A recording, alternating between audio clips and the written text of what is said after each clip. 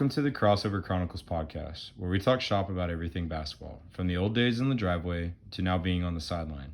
In today's copycat world of coaching, we hope some of our guests and our discussions spark ideas or broaden your knowledge of the game, both on and off the court. Thank you for listening, and please subscribe.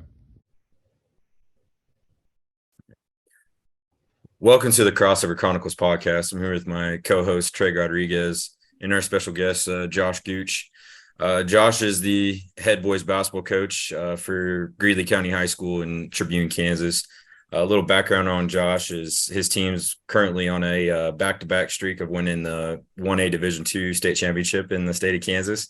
I envy him. And then he's also the back-to-back coach of the year in our classification. And I think did you end up winning all classifications your first year, or did you just get our division? Just our division. Okay. But Josh he's a really good guy. He's basically won everywhere he's ever been at. Tribune's kind of his first head coaching job, but he was at Salina Central, was a part of their girls team and helped turn their program around. And he's really knowledgeable. Kind of built a little bit of a friendship with him now since I made it to state tournament and finally got to meet him. Always heard about him. But anyways, thanks for hopping on here with us, Coach. And go ahead and I guess introduce yourself to the audience and give everybody a little bit of a background. Josh Gooch, born and raised in Tribune here, Greeley County. I'm an 03 grad. When I was in high school, we made it to the state tournament my sophomore and junior year. In 2001, we had a triple overtime thriller with Brewster. Larry O'Connor was the head coach of that one, and both teams made a three to send it to another overtime, so it was a pretty fun game. But ended up getting fourth. We lost that game, and then weren't ready to play that third place game the next day. But and then in 2002, we lost to Centralia in overtime my junior year.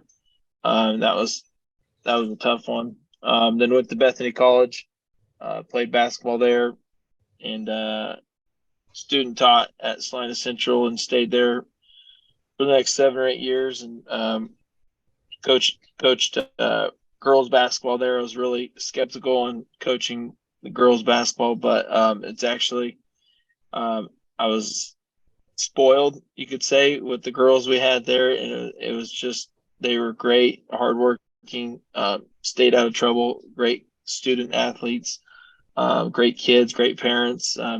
Didn't have very much problems there. Made it to state in 2012 for the first time in almost 30 years or 25 years, I can't remember. And then we lost to St. Thomas Aquinas first round, but we made it back to state in 2014, and then lost to a tough Leavenworth team in the championship game. They were just tough. They scored like 17 or 18 possessions in a row.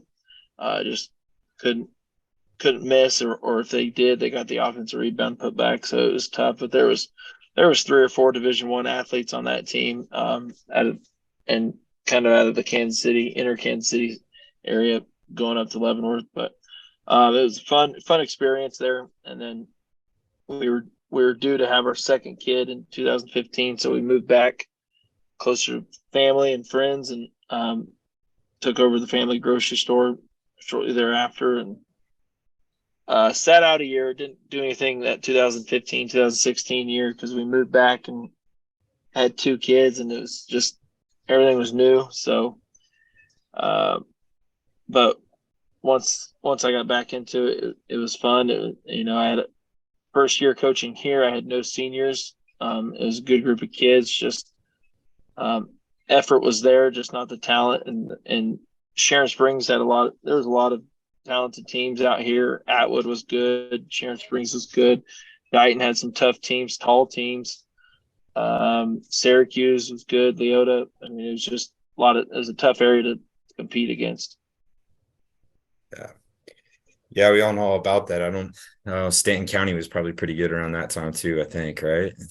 Because I think they had Coach Dole there. Yeah. The first time I played you guys, we always have you guys game 1, so it's kind of a short thought of you guys because we don't play after that, so I forget about you. But Mike Dole put a hurting on us both that first year, and then the second year we coached.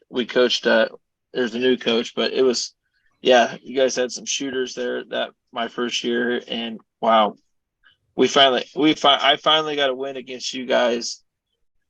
I want to say the year after COVID, so 2021 season was my first year finally beating Stanton County.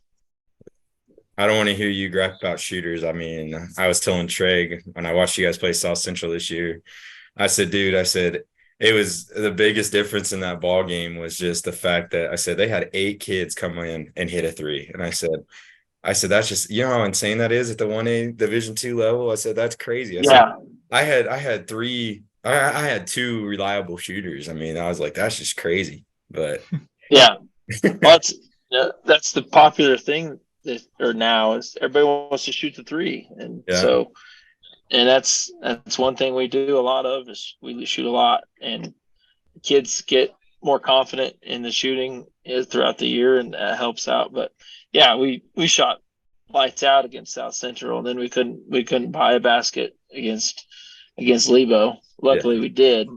Yeah. Titus, who shot, it was almost down to 15% for the season, made a huge 3-pointer there in the fourth quarter. Yeah, I remember that. But all right, Chuck, you want to go into your first question for him? All right. Hey, Coach, thank you for hopping on here with us. It's nice to meet you. I've been able to talk to you for a little bit. So when was it, either during your playing career or after that, when did you decide that you wanted to become a coach? It was towards the end of my playing career at Bethany, where just your body can't take much more of it, and you're running out of eligibility too. But and that was a big reason I chose going to teaching, besides going into engineering, because I was a math major, and so there's really only 2 options. It's either you teach math or you apply it, and I wasn't very good at the application part, so I went into teaching, and I wanted to coach, and that's where it all started from. Yeah. Who was your biggest role models going into coaching then?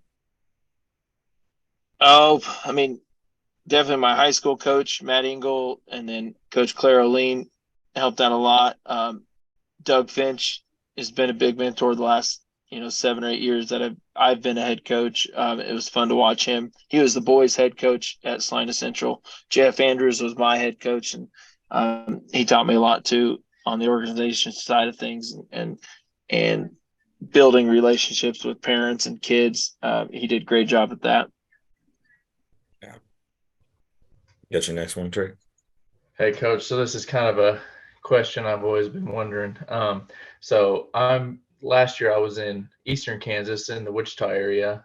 And so I've been keeping up with high school basketball, and I keep hearing about Greeley County. So I'd like to hear a story of you guys maybe playing a summer tournament or somewhere where you guys just shock a team, and they're talking about how good you guys are. Man, these small town Kansas kids are just whooping up on us. Yeah. It's funny you bring up summer, because Cole and I both talked about this earlier, that we don't, our philosophy in the summers, we don't care if we win. We just want to compete. We want to play teams we never played before. And so I try to go every other year. I try to go to a team camp, so kids get to experience something at a bigger school or a college level and play different schools. So this senior class that just graduated, we went, I think their freshman year, we went to the Gold Crown in Denver. Mm-hmm. And we played JVs, but we got beat. We didn't win a game. We almost won a game. We went into overtime, still didn't win. So we went like 0-5 there. And then the next year we just played a lot of summer ball around here, or Hooker, Oklahoma has a good little team camp down there. Went down there and played some big kids and just never could win. I think we might have won one game there, but never could get over the hump there. But just tell them, like, guys, we're just right there. We're right there. And then going into their senior, this last summer, we went to Oklahoma, and we actually started playing well, and we beat some teams there. And and they were shocked. There was one team, I can't remember where they're from. I have a terrible memory on some things like that, and we shot the ball lights out, and almost like Cole said, almost everybody hit a three. Even one of our posts hit one from the top of the key, banked it in, and the kids were just in shock. And they I don't talk much to the other team's kids, but the kids were talking to them, and they're like, "Where's Tribune from? Where's Western Kansas? What's that?" And like, well, Mountain Time Zone is good indicators. Like, that's how far out west we are. Yeah, we my first summer that I got to do summer ball, because I was weird predicament. My first year, I got the job like 10 days before the season started, so didn't really get to have a summer. And that first summer, we went to that 1A, 2A tournament, did really well. We played Hoxie, South Haven, Ness City, Inman. I think that was it. But then we went to the kickoff, and we went there and we were playing really well. And I think we ended up going like 4-3. That was back before they went to the new format where it's just pools and you only get 5 games and all that stuff. But we went to the kickoff, and we ended up playing a team from Lincoln, Nebraska. And I was looking at, it was a school team, so I was like looking on their max preps and watching and looking at their records, and I'm like, dude, they haven't won less than like 15 games in like 10 years. I'm like, we just won 5 last year. Oh man, they're gonna be really good. And we walked out, and we played really, really well and beat them. And after that, their coach, he'd been a coach for like 20 years. He walks up to me, he's like, "Where are you guys at?" And we're like, "Hutchinson. We're around Hutchinson." He's like, "How big of a school?" I was like, "We have 55 kids in our entire school." He goes, turns, looks at me, and he goes, "Yeah, I think I need to go back to the drawing board. I think I need to go back to the drawing board." He's like, "Because if we just lost to you guys," I said, "Hey, we're not that bad." He goes, "No, you guys are really good." But he's like, if we just lost to you guys, we ain't gonna compete this year." And but it was a lot of fun. I mean, we dealt with that a lot. And then my second summer, we had to play Holcomb like 4 times. And basically we played Holcomb at Oklahoma. Yeah, see, basically the way that went was we'd be up by like 4 or 5, get down, and then my big guy, I was playing without Josh, the big 6'6" kid. So I had the other big kid. Well, Brody's terrible about getting in foul trouble. He fouls out, and then they just blow us out because they have this big, huge kid, and I don't have anybody else that can bang with him, and they ended up blowing us out. But that was when our boys were like, "All right, yeah, this is a lot funner than staying at home and playing some of the teams in our league and doing this stuff." So it's a lot of fun. Yeah. Yeah. You don't necessarily ever have to win. I don't put a lot of stock into summer stuff. I really don't. It's just, I mean, I don't think we won a game this summer. Or we won like 3. I didn't really put any stock into it. It was just new team. Got to get the guys to learn how to play with each other, and that's all I cared about. Yeah, effort and attitude are the only 2 things I get mad about. And if you're not doing that, you're not gonna play. Yep. So,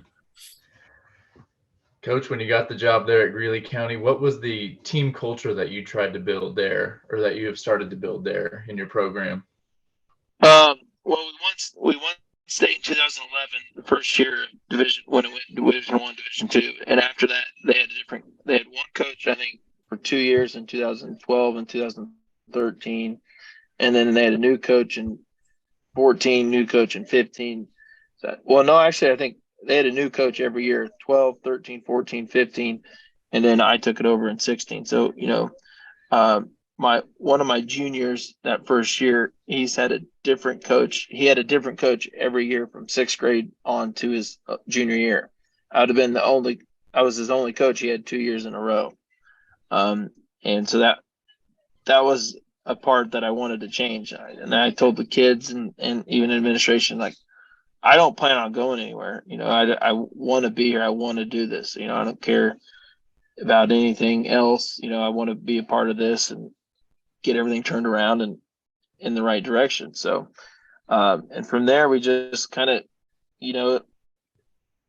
one thing about small schools is like, you can't just say like, I'm going to run this offense and this defense and we have to do it. Like, no, offense. That first year we started 0-12, and I had like 8 different offenses. I tried the flex, I tried the high-low, I tried a lot of different things to whatever these guys could get going. And we had a couple good guards, and we had a couple good posts, and so it's just trying to get them to stay in the structure and not get selfish real quick. So that was the biggest obstacle we had to overcome that first year. And we almost won that 12th game. Hindsight, I could have called a timeout. We had the lead, and then they inbounded it real quick, and the real good guard of Oberlin's took it coast to coast and made a layup. I was like, dang it. Should have called a timeout to set up our defense and made them play 5-on-5. But oh well. We got him a couple weeks later. So it wasn't too bad. But yeah, I'm a man-to-man guy, so I'd love to have played in your face man-to-man defense, but we couldn't. We weren't that good of basketball players, let alone have that IQ.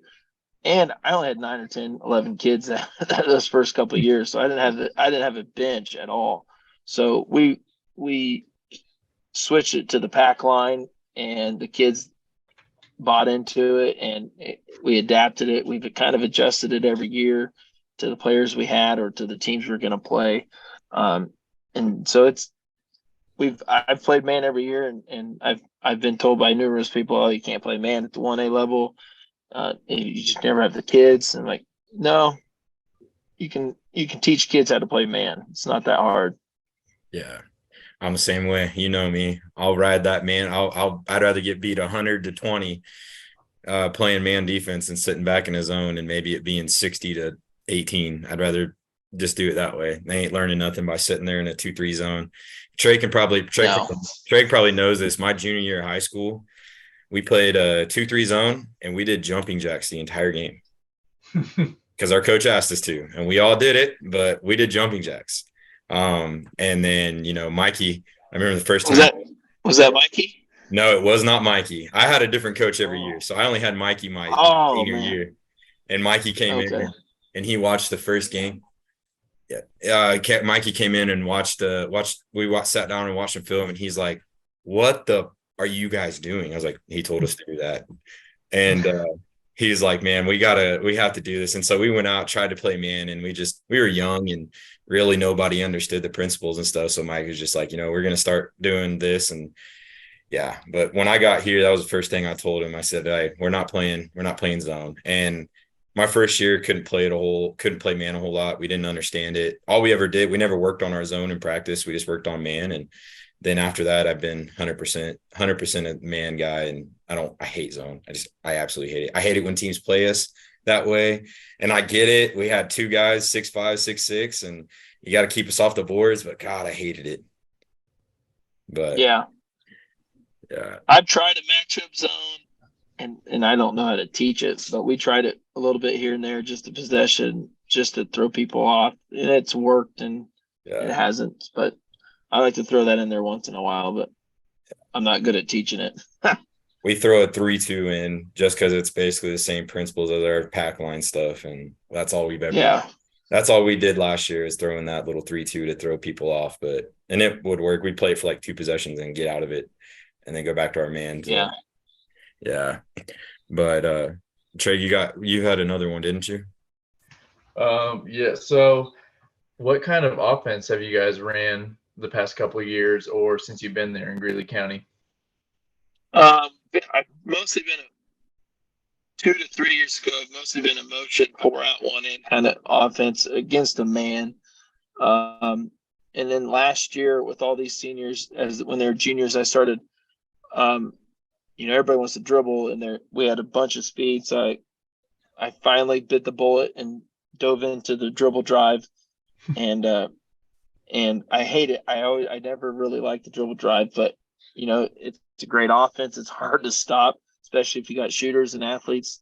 And so I kind of sprinkled it in last year, and then we kind of took it and ran with it this year. But we kind of did a little bit more 5-out because of the amount of shooters we have. We could run a 5-out against man or zone, and I kind of like to keep it simple instead of running 10 different offenses, and all this and that. We just try to have 5-out or 4-out and just use different rules against man or zone. And that's what we kind of did. We saw a lot of zone. We'll see a lot of zone. That's the hard part. Everybody has all these man plays and offenses, but we just see a lot of zones, and you're limited to what you can do against the zone. So we kind of had a three out or a 4 out and a 5 out against the zone, and just attack that high post against the zone. Yeah. Either with a cutter or passer. Yeah. How did you go about, I know I've talked to you and we went to a 5 out, just all I did was do pass and cut and I liked it. But I mean, how did you go about implementing, I mean, keeping spacing, the different cuts, the dribble drive options off of your cuts or whatever? Yeah, that's with this last group I had. I just told them options out of it, but the biggest thing is move, pass and cut. My favorite saying is I shouldn't be working harder than you when you're on the court. I'm standing on the sideline, don't be standing on the court. So just pass and cut. And a lot of the kids, we almost got to a point to where they cut at the same time or at the same place, and then it just bogs it down. And it's hard to get mad about that because they both saw the same thing open. Mm-hmm. And I tried to discourage kids from posting up on the same at the same time too, just try to keep those dribble drives or dribble gaps open. But pass and cut was the biggest thing, which would turn into a dribble drive. I didn't want to see very many screens because it just clogged it up, or we were just walk to it or walk out of it, so it wasn't too much. But pass and cut was the biggest thing, because especially at the 1A level, the other team's going to have a weak link somewhere, or lose their man somewhere. And this last team I had, they're so good at sneaking in from the backside or seeing that opening.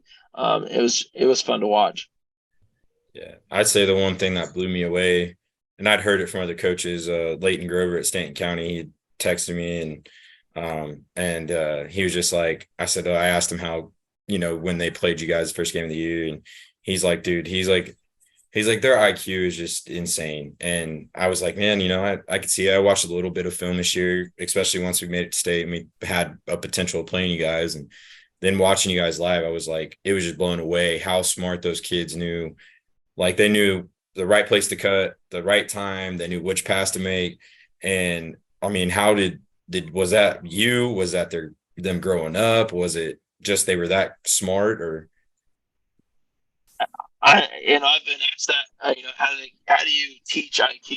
And I don't know. I mean, I think I would like to say it's a little bit of both. I asked a lot of questions in practice, and Jackson and Titus, and even some of the other kids, like I have a senior now that, he'd watch some film or even watching when he sat on the bench, he'd be saying, hey, I see this, I see that. And I just ask a lot of questions and say, hey, this is how it's done. Like, well, no, if you get it here and the defense is here, what do you see open? And that's, when we watch film, we wouldn't watch all the great plays. We'd watch a lot of the bad plays, and they say, all right, I'm not saying this is a bad decision, but what was open or what was your other options here?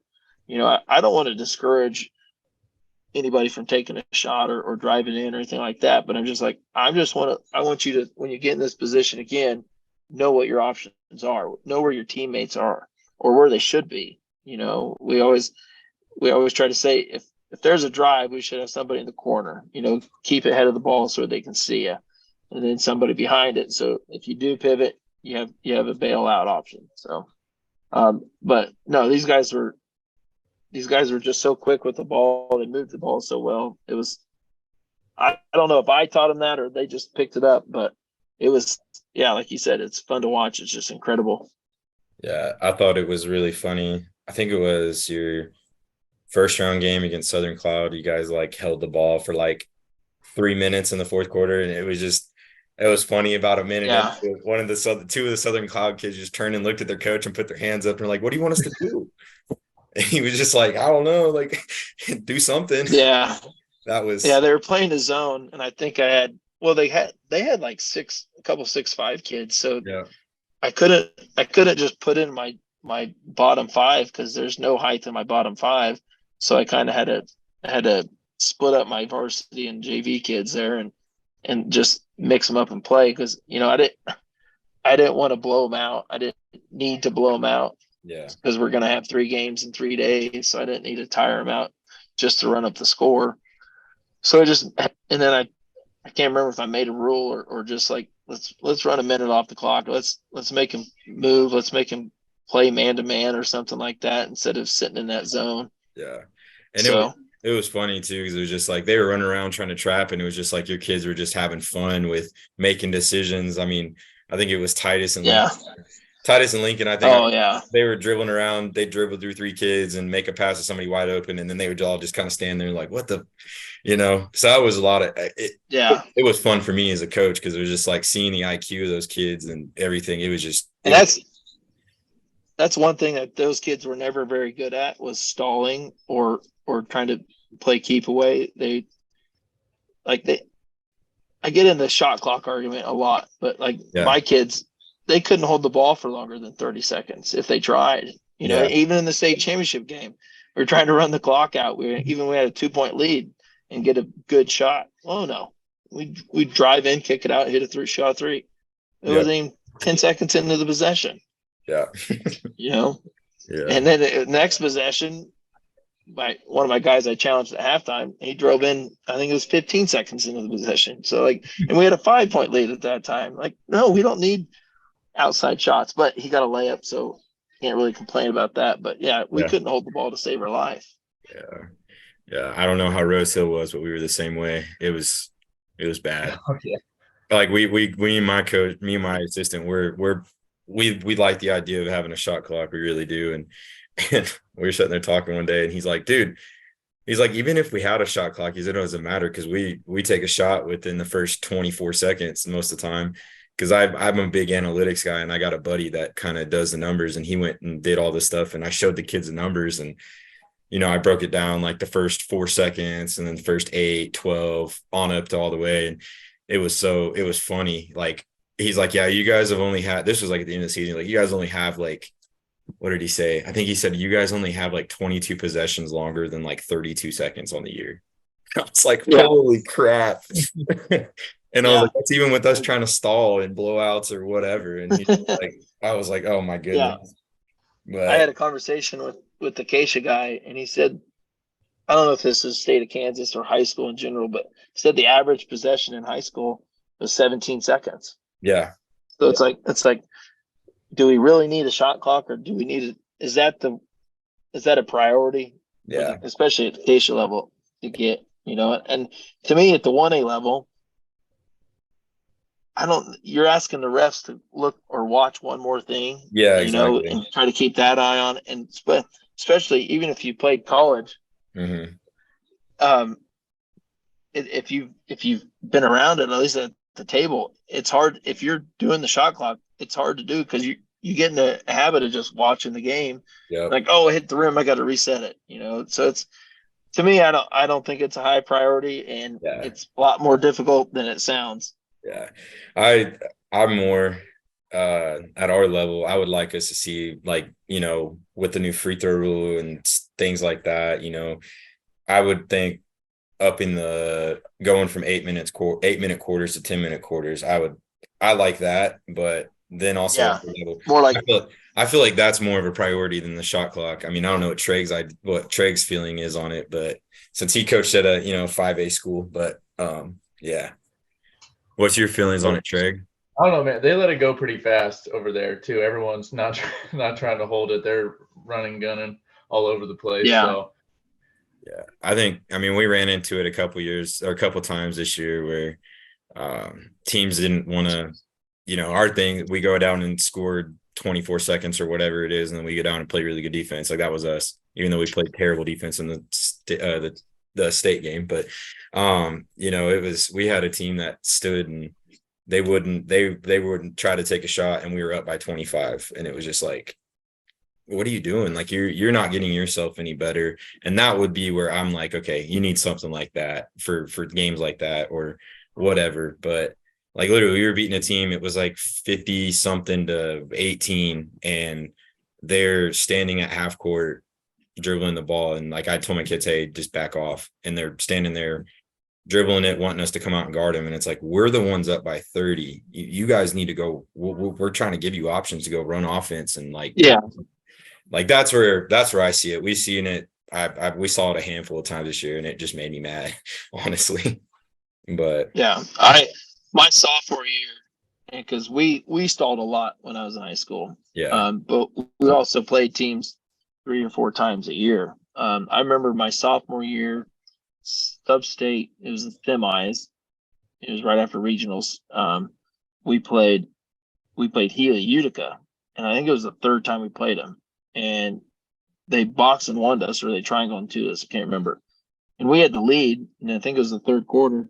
So my coach just had me hold the ball at half court the whole 3rd quarter. yeah, While they boxed and won us. I'm like, so that's my thoughts. Like, you know, if you're winning and sitting on the ball, yeah, then defense, you have to change. You have to make the adjustment instead of relying on a shot clock. yeah. That's to me, if we have a shot clock, coaches are just going to get lazier and just, okay, I'll just sit in the zone. Offense, you shoot a bad shot, and then we'll go the other way. Yep. You know, so that's like that's the pros and cons in it, a big time. Yeah. Oh yeah, big time. But Trey, you had another couple of questions. I'll let you. We kind of got off on a tangent there. Oh yeah. Right. Sorry. Well, this is kind of a question for both you guys. So what's it like preparing your teams for that state tournament? Because, you know, this is me from the outside looking in. I never got to play in one, haven't coached in one. So what's the difference for coaching that from just regular season to where it moves towards a state tournament? Oh, man. You go first. For me, yeah. For me, I try to keep it the same. I'm coming from as a player. I remember, you know, just sitting in bed late at night thinking about this, that, and the other, you know, what could go wrong, what could go right, you know, how exciting it is.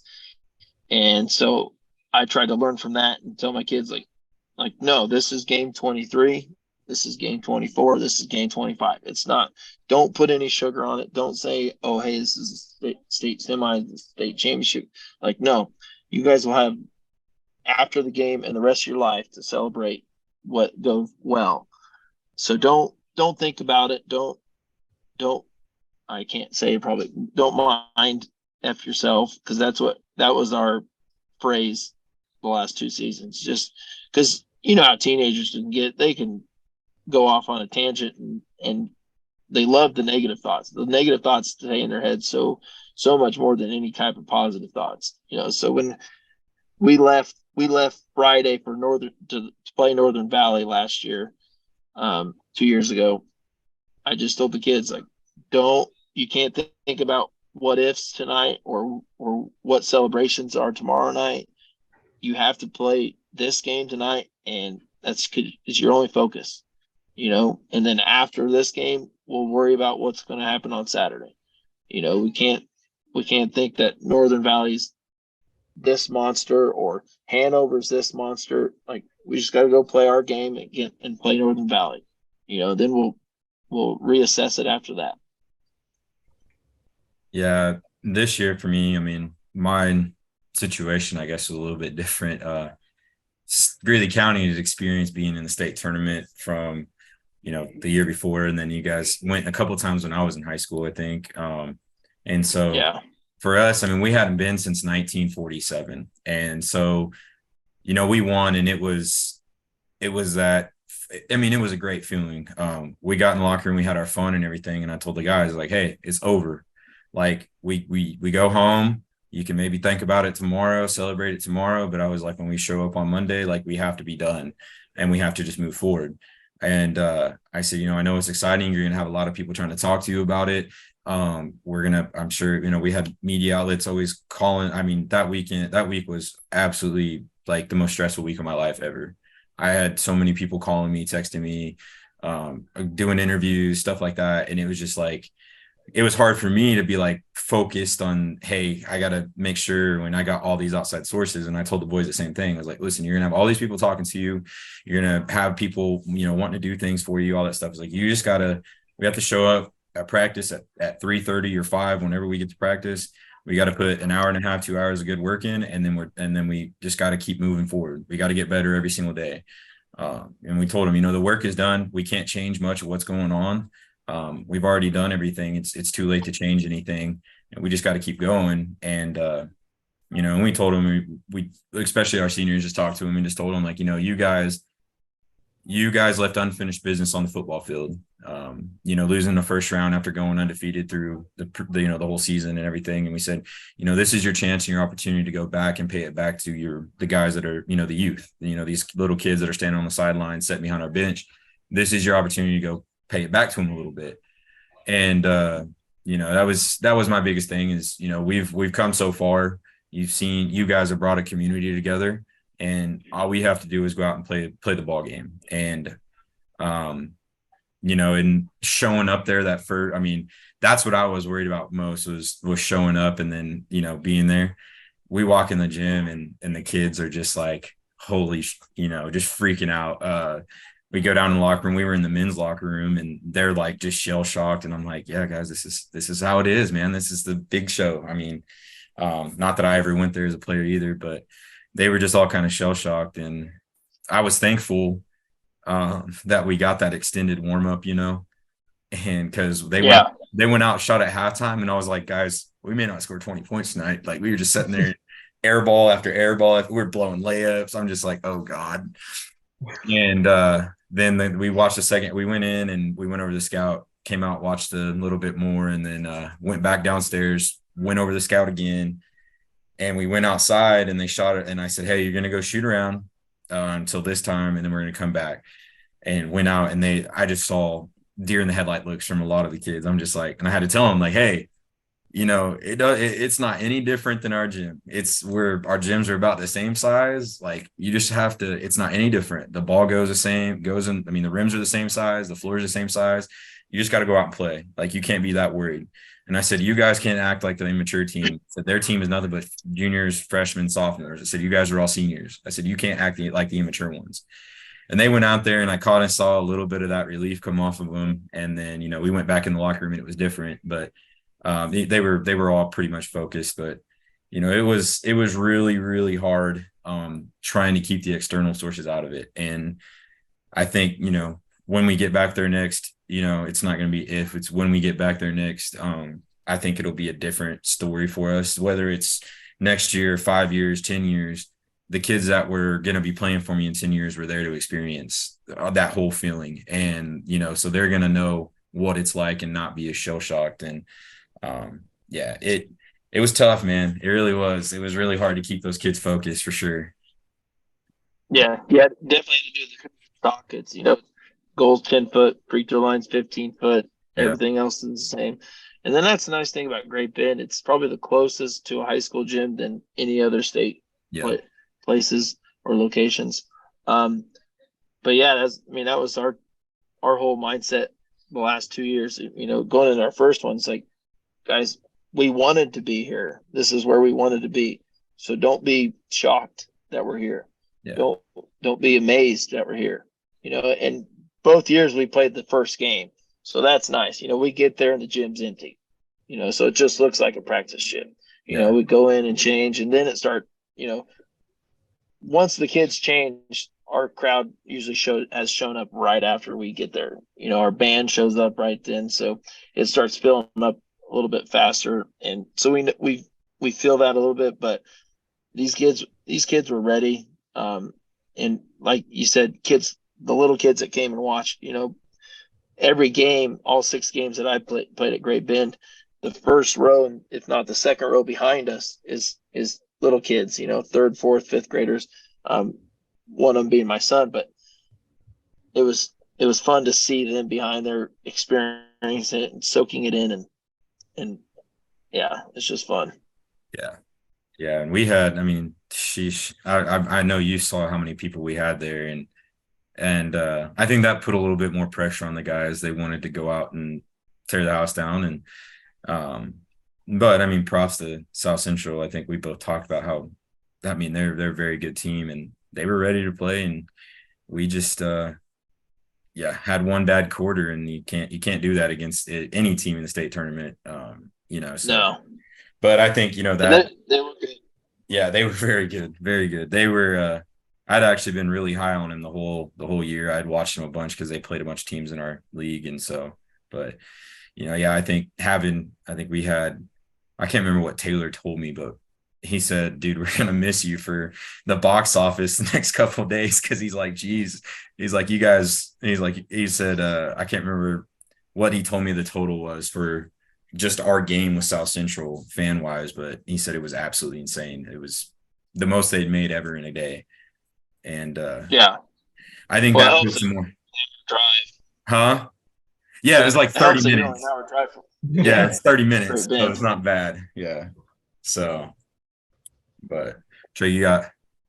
Yeah. So far in your coaching career, what are some of the best memories that stand out to you? Ooh, my coaching career. I mean, the last 2 seasons definitely stand up top. Yep. But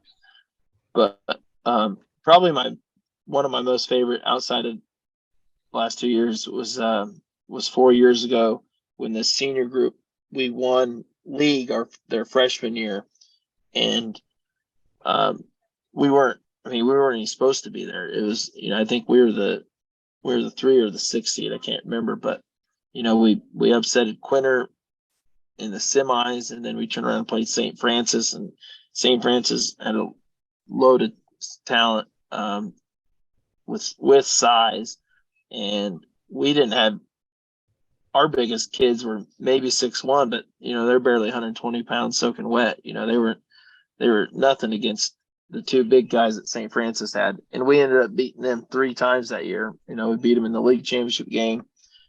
We beat them at their place, and then a week later we beat them at our place for the regional championship game. So that was fun. But they ended up going. That was when it was 1A altogether, and it was the 1920 season where COVID ended the state tournament. St. Francis made it state that year, and we beat them three times that season.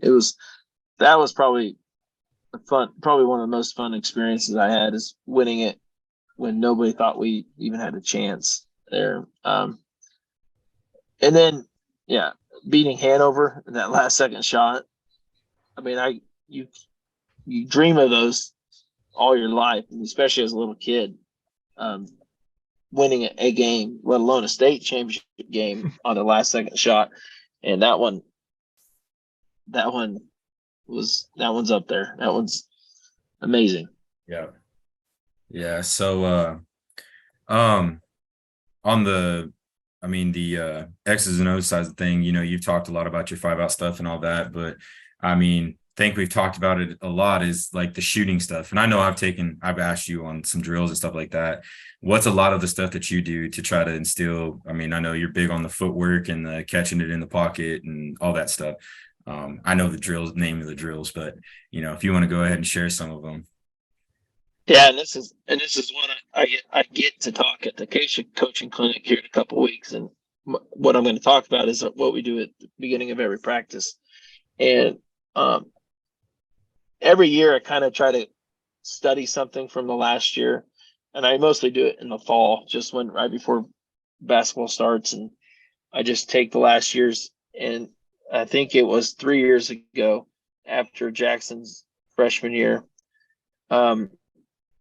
I went back and looked at everybody's 3-point shot. How did they catch it? How did they shoot it? Was it a catch and shoot? And where was it at? Was it on the left wing corner and all this and that? So I went and studied that, and most of the highest percentage shots were catch and shoots. Not very many of them, if any of them, was a high percentage of dribbling into it, or doing a shot fake, or catching and thinking and then shooting. So ever since then, I've been big at just catch and shoot it. Like, don't think about it, don't dribble into it. And that's where, everybody praises the in-out three.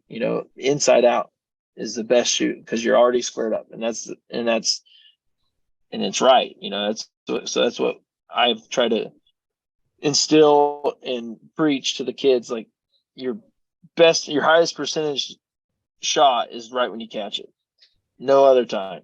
because you don't think about it. You're just doing what you've been working on for years, for your whole life, just catching and shooting it. So that's what we do a lot of. And it starts from 2 foot away to 15 foot away, and then out to 21 feet. Yeah. So you're definitely on the J Wright train of, you don't catch to shoot past dribble. It's you catch to shoot it every time. Or you shoot. Yeah. Yeah. Yeah. Yeah. Cause then you can always change your mind and put the ball on the floor or find that +1 pass. Yeah. But everybody's into that step back 3 and all the step back shot and all that. Like, when are you going to use it?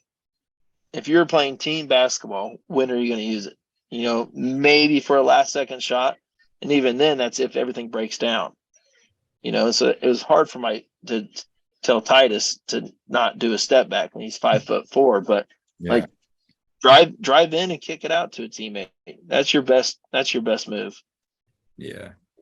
Yeah. That's something we dealt with. I mean, we did a really good job. We didn't have a lot of guys that were like that. I would tell them, hey, you're free. We call an ISO, you get ISO'd on a ball screen, something like that. You got the whole space, it's your world, but I want you to get to the rim first. I don't want to see step back, jump, all this other stuff. You're going to hit some of them, but I guarantee you're going to make 2 out of 15 or, 3 out of 20. Yeah. I'd rather I'm a big guy. I tweeted the other days, I saw Zion Williamson has no interest in like developing a floater and this stuff and all that. And I actually tweeted it, I'm big on the floaters. I love floaters. Being a shooter, it was either I shot a 3 or I drove in and shot a floater. And so I'm on that. And I tell them, like, you can get to that shot so easy out of so many different scenarios. I was like, I'd rather you shoot that and miss it and it be a soft miss. And I got Josh and Brody both right there and they're strong as an ox and nobody can box them out. I'd rather you shoot that shot than go clank a 3 that goes and, goes out of bounds, air balls, goes to the half court and leads to a run out. And so I hate that. I really don't. Trey knows I never shot stuff like that ever. I did an open gym, but never anywhere else. But I wasn't as athletic as Trey, so he got to go dunk the ball. I had to learn how to shoot floaters. But I think the other question I was going to try to talk about was, I asked Mikey this, is, going back to your hometown and coaching in your hometown. I mean, was there any of that added pressure? What's that feeling like, especially bringing 2 state titles back to your hometown? Oh, I mean, I never felt any pressure, at least from the community or anything like that. I mean, I had high expectations of myself, so no one was going to exceed those. So I didn't really have much pressure, and I put a lot of time into it, a lot of film watching, scouting, to where I'm not as nervous. If I'm nervous for a game, that means I'm not prepared for it at all. So if I don't prepare for it, then I'm nervous. Like, I don't know what to expect. And that's where game 1 against Stanton County is always tough, because you don't know what they're going to bring. You don't know what offense they're going to do. And I think it was Jackson and Titus's junior year. They were coming to our place, or it may have been their freshman year. They're going to play man the whole time. So we worked on our man offense. Well, what does Stanton County do? They played zone. It's like, crap.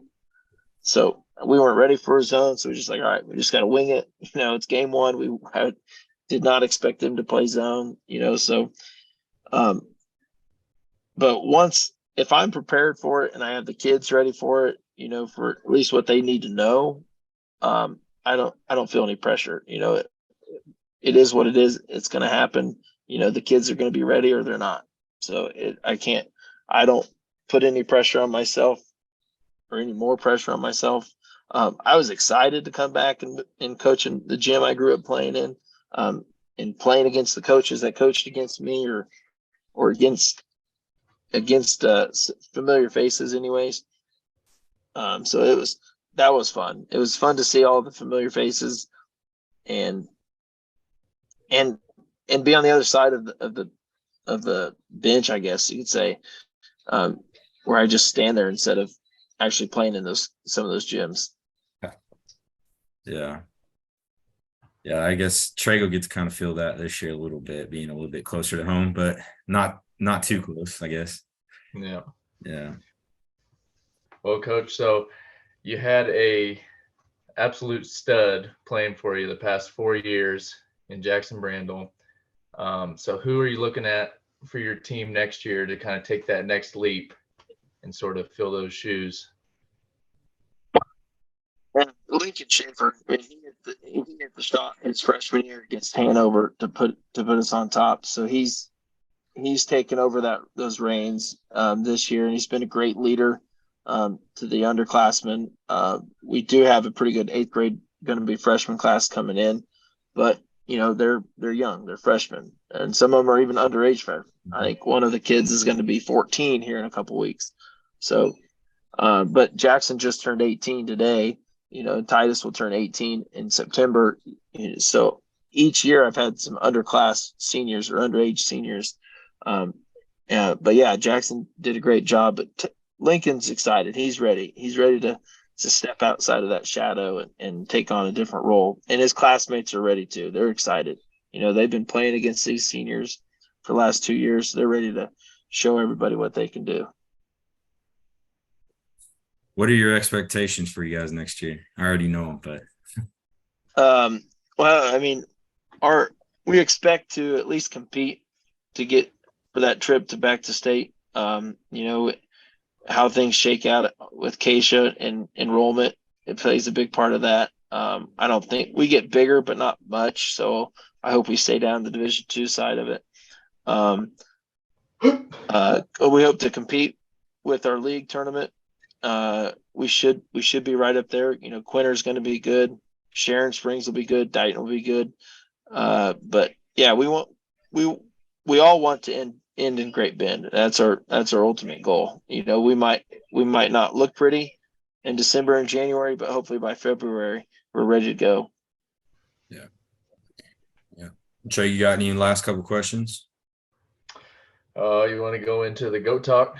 Yeah, let's go into GOAT talk. This is kind of our last segment, so we're gonna go into it. I think I've talked to you about it, so you know kind of what to expect. So you pick the topic, Trey. You pick the one today. All right, let's do 5, your top 5 biggest coaching role models here in Kansas. Ooh. I mean, I had to get Doug Finch up there as one of them for me. Laren Steele is one of them for me. I mean, he's actually younger than me, but his knowledge of the game has been phenomenal. He was Sharon Springs' head coach the last 5 years, and Larry O'Connor's assistant coach for so many years. It's been great just talking to him about basketball. Man, I got it. Then McPherson girls coach. I can't think of his name off the top of my head right now, but he's been a great guy to talk to.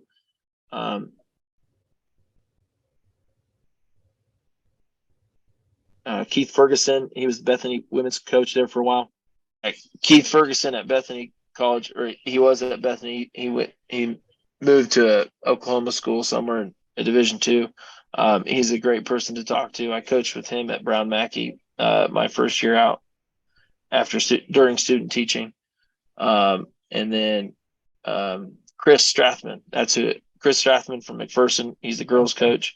I've talked to him quite a bit. Used to coach against him as an assistant. Brett from Derby is a good guy to listen to. I mean, those are the ones I can think of right off the top of my head. Bryce Simon, he was the head coach at Syracuse there for a while. Now he's an assistant at Lakin.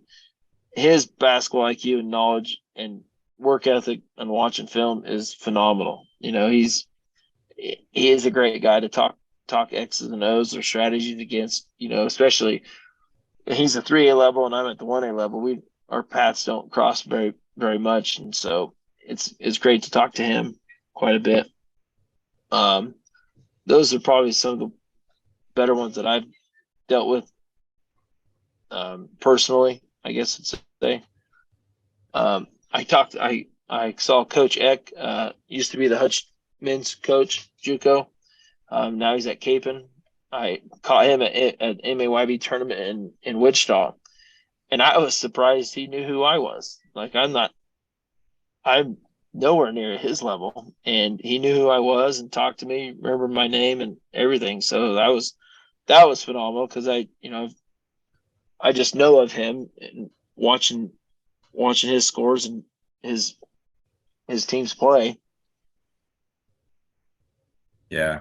Yeah, Coach Eck's a good guy. I always never liked playing against him, but I've had a few times with him and talking to him, and he's a really good guy. He knew exactly who I was. And like I said, the first time I ran into him, he's like, "Hey, you're Cole Smith, played at Colby, wore number 15 and number 3?"